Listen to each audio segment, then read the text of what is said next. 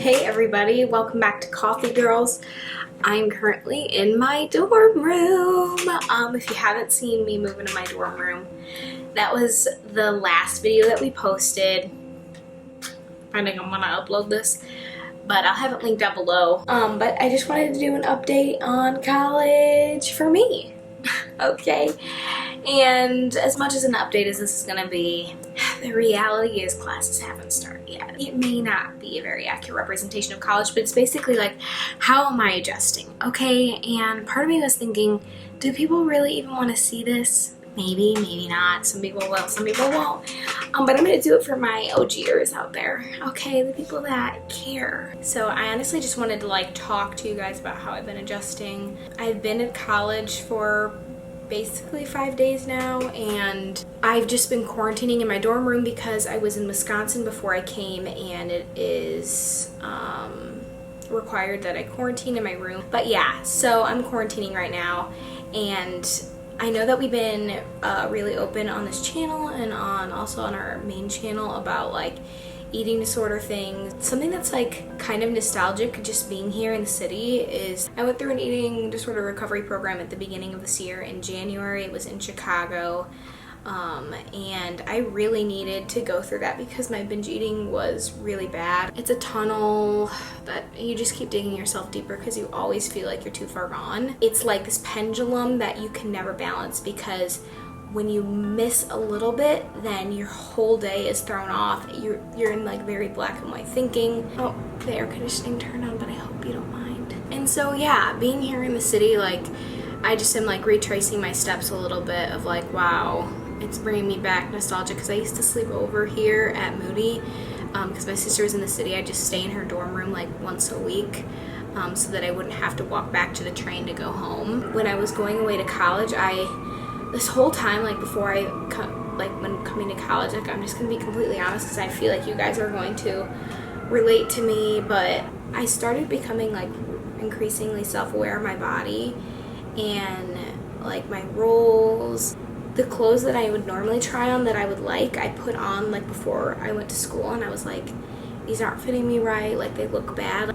I've been getting overwhelmed like of just how beautiful everybody is, and I accidentally was just like comparing myself to that, and suddenly like any progress that I made with my eating disorder or any progress that I've made in loving my body and accepting myself for who I am kind of was chucked out the 12-story window. And I just feel like I've been so insecure in my body because I've just been comparing myself to other people and other girls' bodies and feeling like somehow I'm worth less than them, or I should be embarrassed about my body. And I know that that is not the case.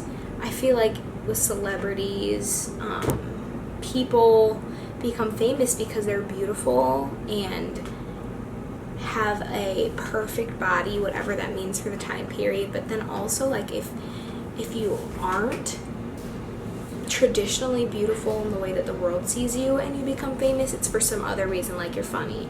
Okay, so like maybe you're not skinny or beautiful, but you're funny, or you've got a weird talent or a quirk, and so okay, you can be viewed as worthy and praised in society.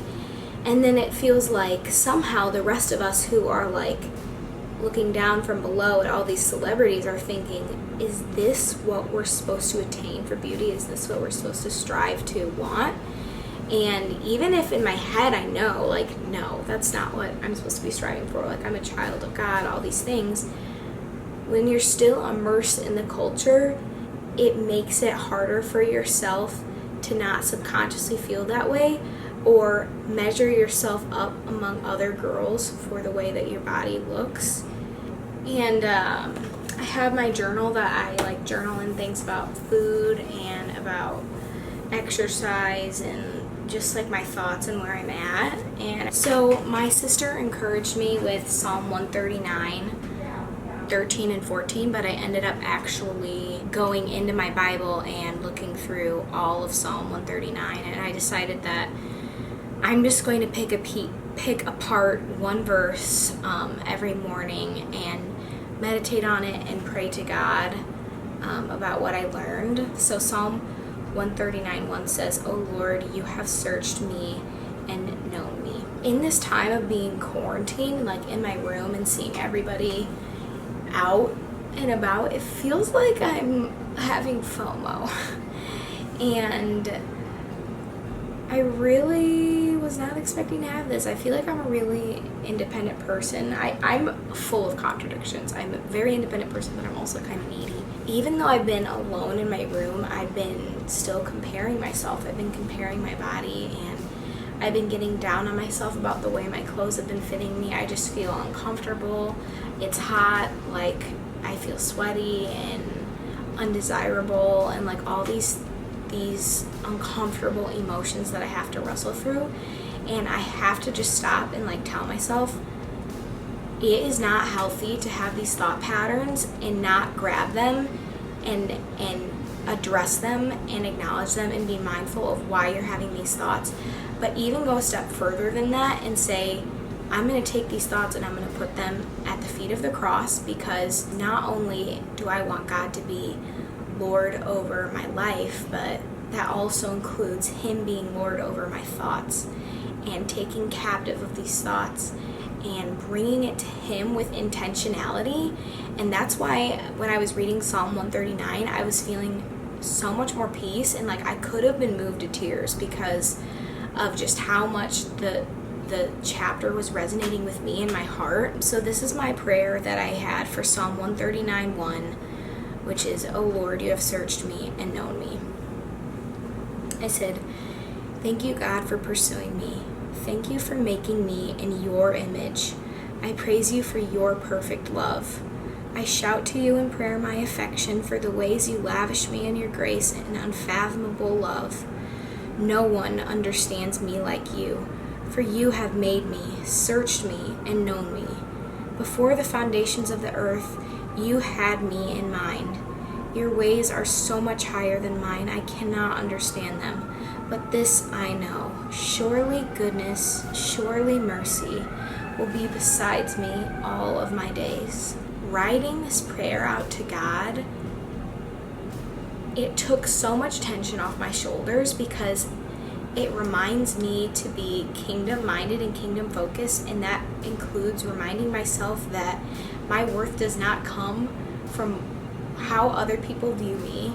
It doesn't come from how much likes I get on my Instagram, or if my peers think I'm funny, or if the girls on my floor really adore me. It doesn't come from how my clothes fit, or if I can be an Instagram baddie. I mean, 101 things that I was getting stressed out because I was putting value in don't matter the way I made them matter in my head. There is peace when you take your insecurities to God and you put Him at the center of your heart. The more I was immersing myself in the culture of today, which does praise girls for their bodies, the more I was feeling insecure about my body, and the more value I was placing on what my body looked like that did not need to be there. Our bodies were never designed to be idolized. I don't even know what I'm saying at this point, but all I know is that if you are moving into college and you are struggling because it hasn't hit you how many more kids there are that are your age, that are beautiful, that you feel insecure being around, or you feel like you can't talk to other kids your age the way that others can, like you can't socialize as well, like you name it, we're all having insecurities that we feel in our head are so big that likely no one else really cares that much about. When I walk through the plaza, sometimes it feels like everyone's staring at me and everyone's looking at my muffin top and everyone's looking at my flat butt. When the reality is, I am making myself to be so big in my head. I'm making my insecurities to be so big in my head. Really, at the end of the day, what I need to do is train my thoughts to become captive to Christ and what His Word says, and peace will follow.